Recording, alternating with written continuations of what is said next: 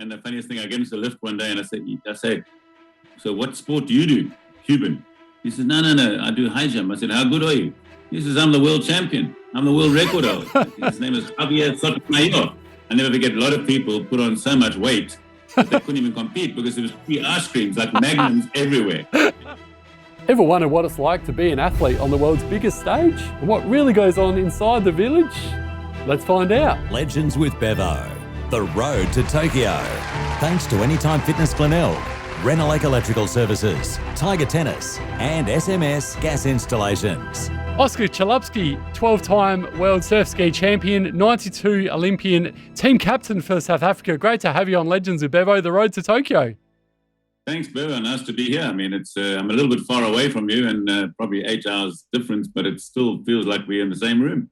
You are looking like you're in a beautiful place there. Speaking off air, it's your brother's place in Durban, because you're normally in Portugal, but you're sort of with the COVID situation, just in Durban at the moment. Is that correct? That's correct. Yeah, I'm staying at my brother's place, who's in a gated community of Mount Edgecombe, which has got 2 golf courses, and 200 meters up the road is Pawnee Dam, where I did a lot of my training for my World Championship races.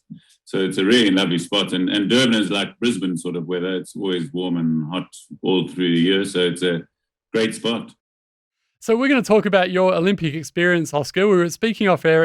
It came from your father. Your father was an Olympian as well back in the day, or was going to be, but that's another story we'll speak about a bit later on. Let's start with your Olympic memories though as a child. What was it like growing up as a kid, and what did you enjoy about the Olympics? What was your first memories of it? Yeah, the strangest thing about it is it was sort of a very distant problem, because I was born up in the apartheid years where we weren't allowed to compete against anybody. We used to have to sneak around and go under different pseudonyms and different country names to go and compete internationally. It was not easy. So the Olympics was such a far cry from us, because we just thought, they banned us. In fact, listen to this stupid story.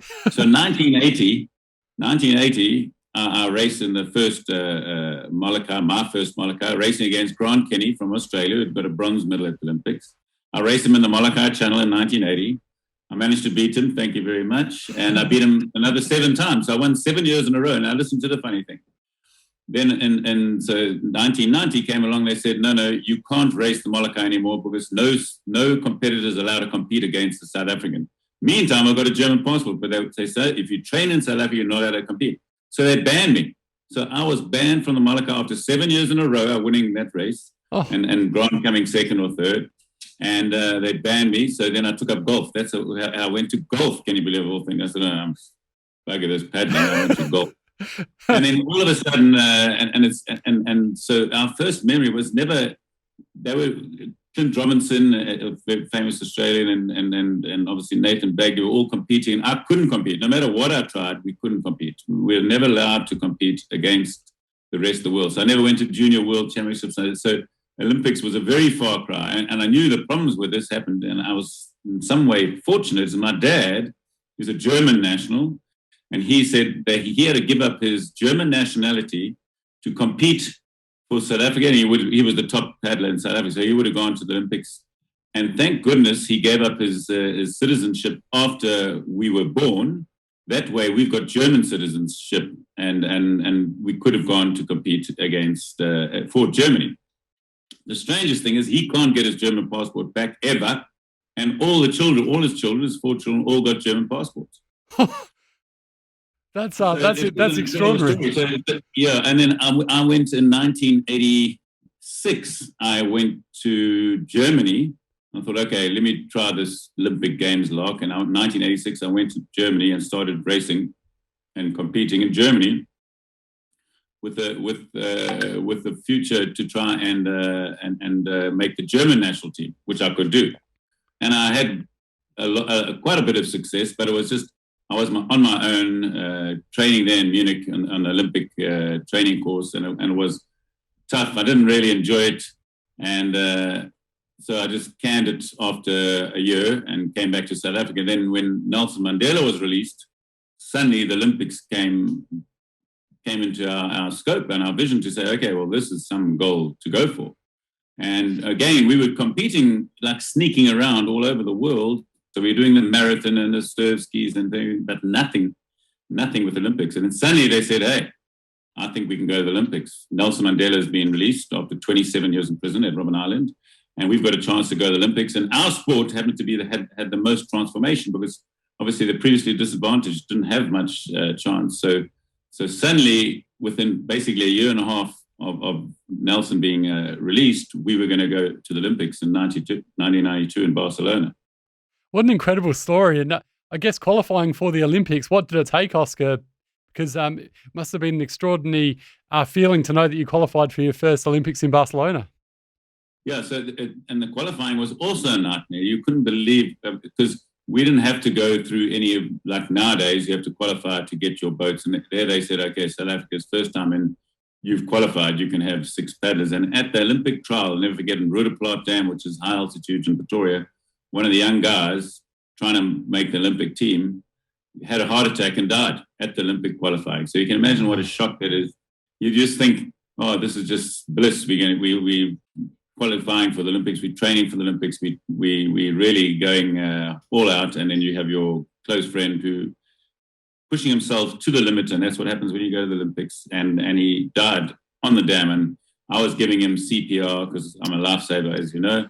And he didn't make it. So that was a big damper, but again, you have to look past that and say, okay, let's go.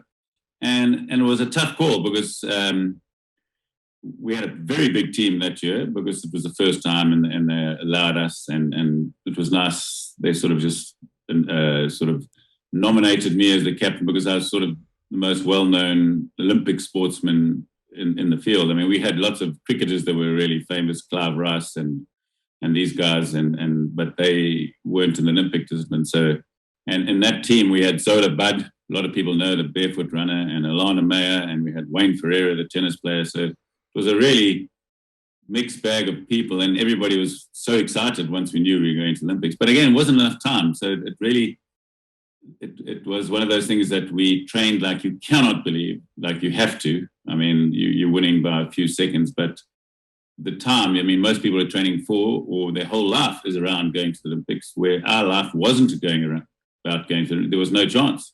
And this opportunity came up, and obviously took full advantage of it. And then you put in a lot of hard yards. And when you actually found out you were going to be at the 92 Olympics as well, what was that feeling like, and who were the first people that you told about it? Yeah, it's obviously you always tell your family and my wife and everything, but because it's a big sacrifice, and I'll never forget, I was the only guy living in Durban, and the rest were in Johannesburg. So we basically I had to go and live in Johannesburg, which is 600 kilometers north of Durban, and go and train there with the squad all week. And then my wife and then my young Luke, who was just 2 years old, 1 year old, he had to stay. They had to stay at home while I went training flat out to try and get better and better and try and achieve something in the Olympics. And again, we had no idea how well we were going to do either. So it's not. You can imagine if you did junior worlds and then under 23 worlds, you sort of know. We had no idea. So it was very different for South African in 1992 than anybody else. So obviously the last 12 months have been tough for all of us, Oscar, and we've seen the postponement of the Olympics to this year, 2021, and fingers crossed it still goes ahead. What sort of advice do you have for new Olympians or those that haven't sort of tasted the real Olympic vibe that you got to do in 1992? I think the most important thing is realize that just making the Olympic team is not the end step and not the highest step. I think you've got to focus on trying to get a gold medal. So if you don't win the gold medal, you might get a silver or bronze. Don't just go to the Olympics to think, I'm there, I've made it. You haven't made it until you've got an Olympic medal, and that's very important. So you've got to keep setting your goals higher and higher. If you want to achieve anything in life, rather set them higher than low. When we went there, it was so euphoric, 27 years or 30 years that we hadn't been to the Olympics, and suddenly we were there. The biggest achievement was just getting to the Olympics after 30 years. So that's why we didn't only won 2 or 3 medals, and it wasn't a great Olympics, but it was a great place to be at. And doing this is magnificent. Going to the Olympics is a magnificent thing to do, and meeting the people. And everybody's on the same level at the Olympics.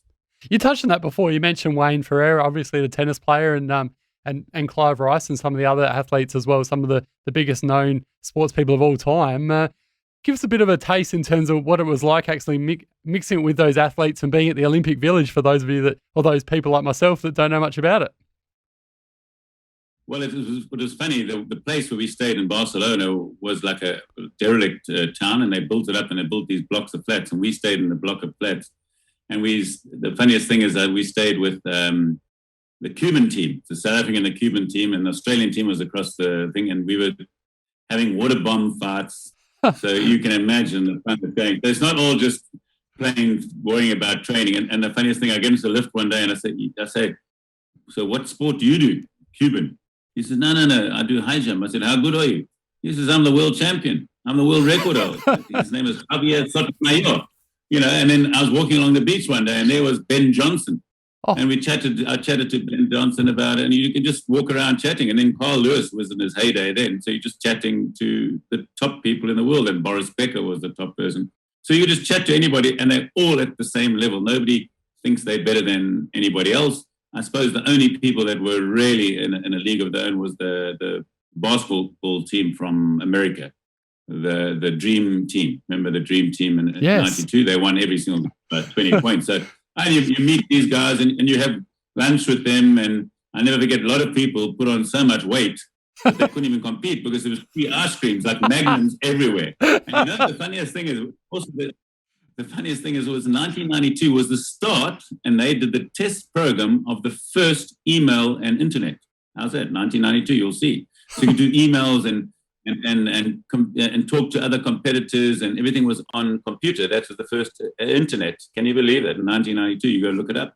So, and we had like computers in our team room, and that's how you communicated with people and got your tickets. And you'd go to the swimming and the diving, any event that you wanted to, and you walked around there with, and it's only athletes, so there's hardly any press. They'd organize press conferences, obviously, but you had so much fun. I mean, at night, the people were going crazy in the villages. I mean, as I say, the water bomb fights were spectacular against Australia and Cuba and South Africa, So it's fun times. And again, it's not because you just sort of, especially a lot of the athletes, it's 2 weeks. So we were the second week, so we couldn't go so crazy. But the guys that finished competing, my gosh, did they give it a hard tonk out there, drinking and carrying on, Because, I mean, that was also the same year was Lisa Curry she was married to Grant at that stage and met them all. And I knew a lot of all the Australian athletes because they were just sitting next door. But it's completely different when you get there.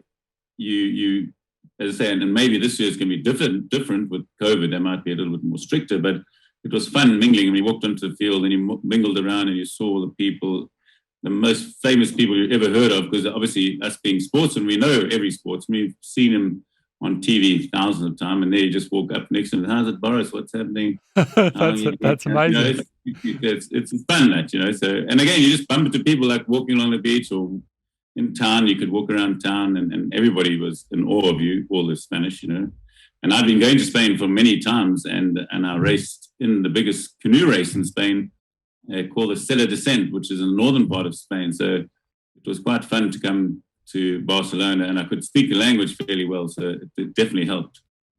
And being a part of the opening ceremony as well, not only being a part of it, but actually being the team captain for South Africa after all the challenges that you mentioned before that you've had to go through. Tell us about that sort of feeling as well, Oscar.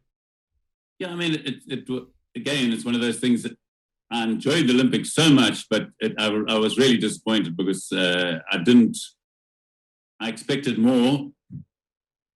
I should have been, I thought we should be just winning or making the finals, but we didn't even get close. And funny, at that Olympic, 1992, a guy called Clint Robinson won the first gold medal at 18 years old, right? Australian, yep. Yep. Australian, Clint Robinson.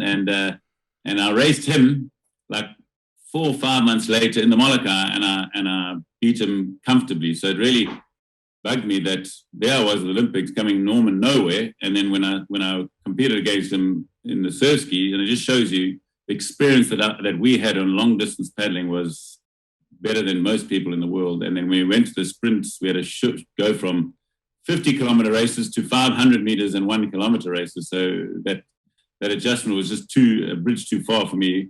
So it did upset me that we weren't doing that well, but it was still magnificent to be there, done that, got the T-shirt, and I just would have liked to have done it basically in my absolute prime, because when I was competing against Grant Kenny, when him and I were 15, 16, we won junior and senior Ironman.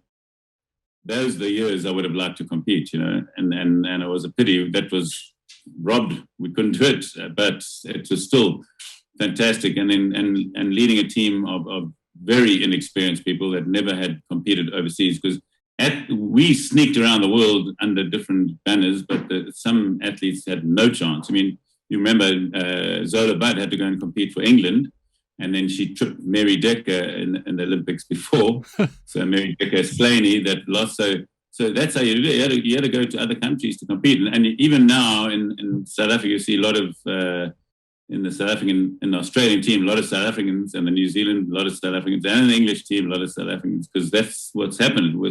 First there was apartheid, and now you've got the problem where they want to make sure that the previously disadvantaged get a good chance in our sport. So it's very difficult. Makes you appreciate how good South Africa is in terms of different sports. With the cricket, we've seen how good they've been over the years, and with like you mentioned before, the amount of players that have gone off, male and female, to other countries, and to see the success of South Africa in rugby World Cups, rugby league, rugby union, cricket, you name it, they've done incredibly well. So it's a credit to South Africans for that. Yeah, I know. We definitely seeding a lot of our players around the world. We make every other country stronger. They should all stay in South Africa. Yeah. And what about the actual atmosphere as well of competing in your first Olympics in 1902? Obviously, it was a while ago now, but no, it's amazing because in our sport you never competed in big crowds. I mean, when we raced, it was always a little like the family and friends used to all watch races. There was nothing, and then you get to Costa de Fels, which is the sort of Olympic regatta course just outside Barcelona, and you've got 10,000 people watching you and screaming. It's amazing. So it's like, from nobody, then you've got thousands of people screaming, and you can imagine that tension puts extra pressure on you, that you realize, I'm not just doing it in front of my family and friends. I've got the whole world watching on TV, and I've got the whole live audience there. So it does. A lot of people freeze, and a lot of people actually do better. And post kayaking, you've obviously, you're doing a bit of public speaking these days, and are you still involved in the sport as well? You still like to keep fit and paddle, or?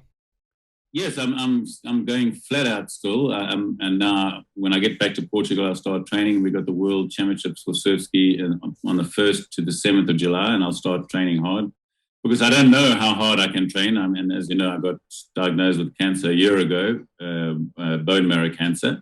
So I don't know how well I can go. It's going to be interesting to see. I'm gonna try my hardest and see what happens. But I've had my transplant. I'm feeling fairly good. I'm basically take 21 days chemo pill, and then 7 days off.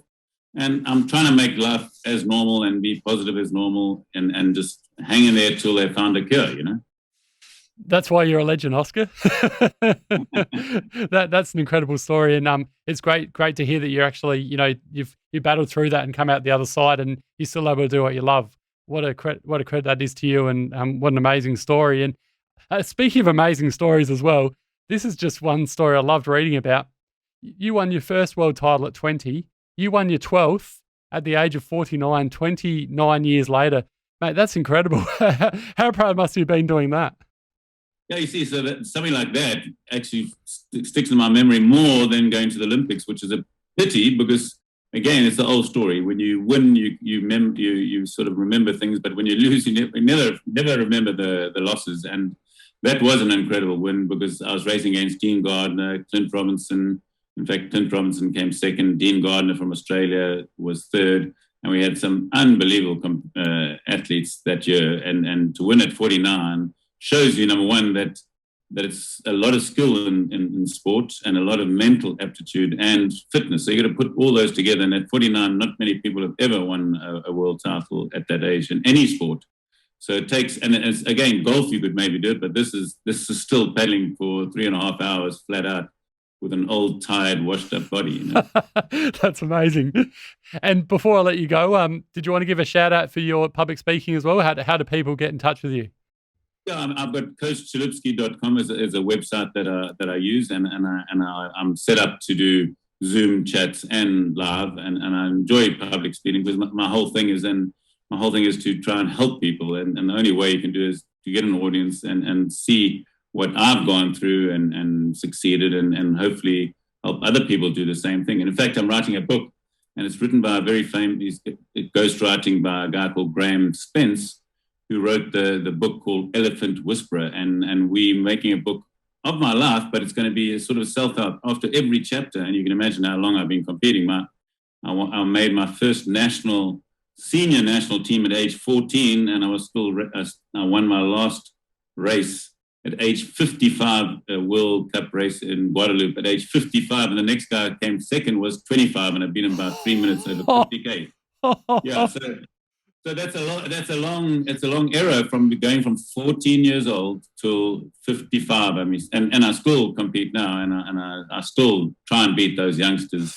and I think, and there's got to be something to that, you know. So my whole aspect is, number one, I was in sales. I started a couple of successful companies, and I've been married for 27 years, which is not normal. And I've got how many years? 32, is it? My wife's laughing at that. It's 32. We've been together 38 years. Oh, wow. 38 years, yeah. So I mean, so that's the whole thing, is to balance your life between sport, which I was flat out 6-7 hours a day. Business, you've got to keep that going, because when your sport's finished, you're in trouble. Then your family relationship, and then I got given a curveball of, okay, now you must just fight cancer just to put that cherry on the top. You know, so it's the four aspects in life that you've got to keep. And I was very healthy at 49. Believe me, you have to be quite healthy to beat the best in the world, especially at Clint Robinson, as you guys know, and Nathan Bagley's of this world. So it is hopefully the book, and we're going full steam ahead. It should be out in about 2.5 months. We're working on what the title is, from beach bum to entrepreneur or whatever, you know, because I would spend all my life on that beach. Well, you're one inspirational man, Oscar Chalupsky. Thanks so much for joining us on Legends of Bevo, The Road to Tokyo. Definitely have to get you on in a few months' time to plug your new book, and I can't wait to have a read of that. Thanks once again.